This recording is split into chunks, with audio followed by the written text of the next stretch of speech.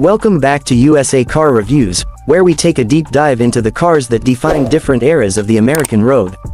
Today, we're turning back the clock to the late 90s and focusing on a sedan that was built with practicality, comfort, and American sensibility in mind, the 1998 Chevrolet Lumina.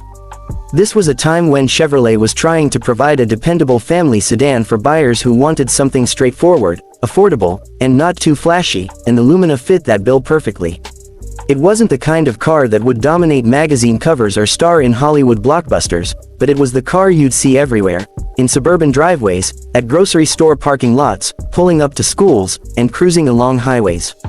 And in 1998, Chevrolet gave this model year a blend of steady reliability with a few subtle updates that kept it competitive in the market.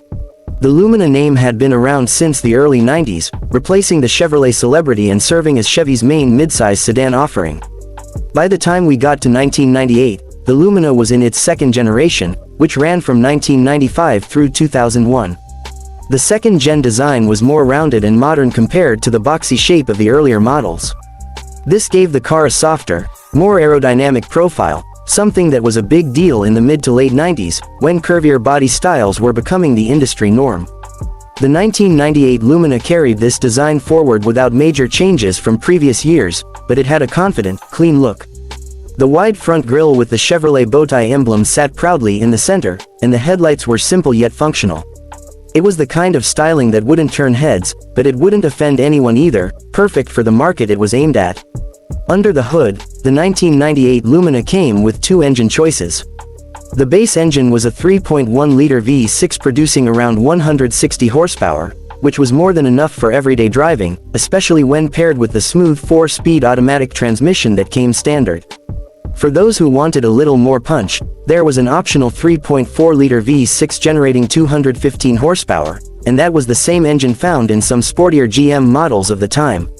That bigger V6 made the Lumina surprisingly quick for a family sedan, giving it a 0 to 60 time in the 7-second range, which was pretty impressive for the segment.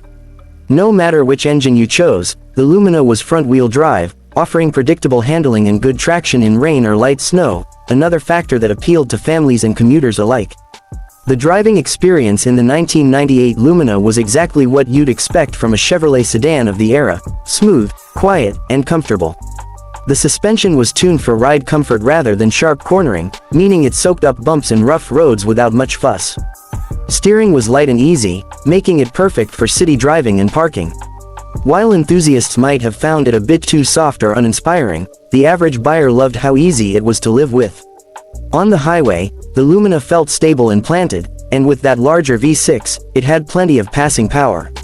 Step inside, and the cabin of the 1998 Lumina greeted you with a spacious interior that could comfortably seat 5 adults. One of the Lumina's big selling points was its generous rear seat legroom, something that many mid-size competitors couldn't quite match at the time. The seats were wide and cushy, built more for comfort than for sporty support, which fit the car's mission perfectly. Materials were typical GM fare for the 90s, durable cloth upholstery on base models, with optional leather on higher trims. The dashboard layout was simple and functional, with large, easy-to-read gauges and big buttons. For climate control and audio functions, you didn't need to hunt for anything, which made driving it intuitive, even for someone new to the car. In terms of features, the 1998 Lumina offered what most families needed without getting overly luxurious. Air conditioning, power windows, power locks, and AM/FM stereo were standard, while options included a CD player, cruise control, and keyless entry. Higher trims could also be equipped with alloy wheels and upgraded sound systems. Safety-wise, the Lumina came with dual front airbags and anti-lock brakes, which were important selling points in the late 90s. Chevrolet marketed the Lumina as a safe, family-friendly sedan, and while it didn't have all the advanced safety tech we see today, it was competitive for its time. One area where the Lumina stood out for buyers was value. In 1998, the starting price was in the mid-$17,000 range, which was quite reasonable for a V6-powered midsize sedan. Combined with Chevrolet's reputation for easy maintenance and the widespread availability of parts, it made ownership costs very manageable. The Lumina was also known for being fairly reliable, especially with the 3.1-liter engine, which had a long track record across GM's lineup. Properly maintained, These cars could easily last well beyond 150,000 miles, and it's not uncommon to still see them on the road today, quietly doing their job after more than 2 decades. Now, it's worth noting that the Lumina wasn't without its criticisms.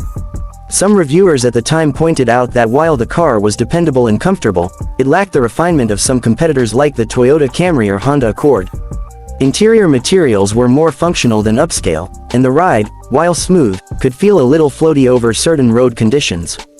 Enthusiasts also wished for more precise steering and sportier handling, though again, that wasn't really the target market for this sedan. Chevrolet was aiming for families, retirees, and anyone who just wanted a solid, no-nonsense car to get them from point A to point B, and in that regard, the Lumina delivered. The 1998 model year also marked an interesting point in the Lumina's life cycle. Chevrolet had already introduced the more modern Malibu in the late 90s, which was a bit smaller but aimed at a similar audience.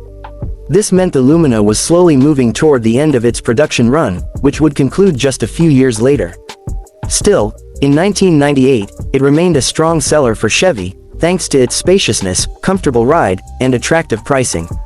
Many police departments and taxi services also favored the Lumina, particularly the larger engine variants, because of their durability and low operating costs. From a design standpoint, the 1998 Lumina really represented the late 90s GM philosophy: rounded shapes, simple interiors, dependable powertrains, and an emphasis on value.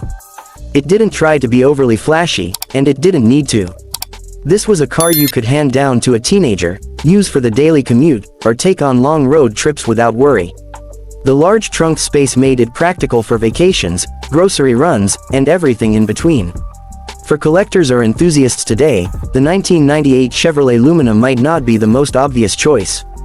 It's not a muscle car, it's not a sports coupe, and it's not a rare classic.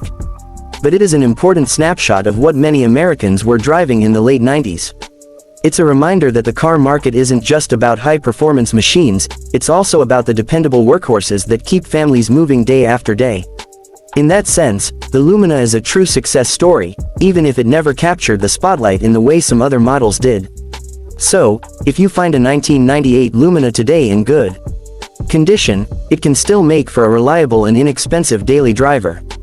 The mechanical parts are still relatively easy to source, and the car's straightforward engineering makes it friendly for DIY maintenance. It might not impress your neighbors in terms of prestige, but it will get you where you need to go with minimal fuss, and that's exactly what Chevrolet intended when they built it. That wraps up our look at the 1998 Chevrolet Lumina. It was never the star of the show, but it played its role beautifully: a dependable, comfortable, and affordable midsize sedan for the everyday American driver. If you've owned one of these or have memories of driving one, let us know in the comments below. And as always, if you enjoyed this deep dive into automotive history, make sure you subscribe to USA Car Reviews for more in-depth looks at the vehicles that shaped our roads and our lives. Thanks for watching, and we'll see you in the next video.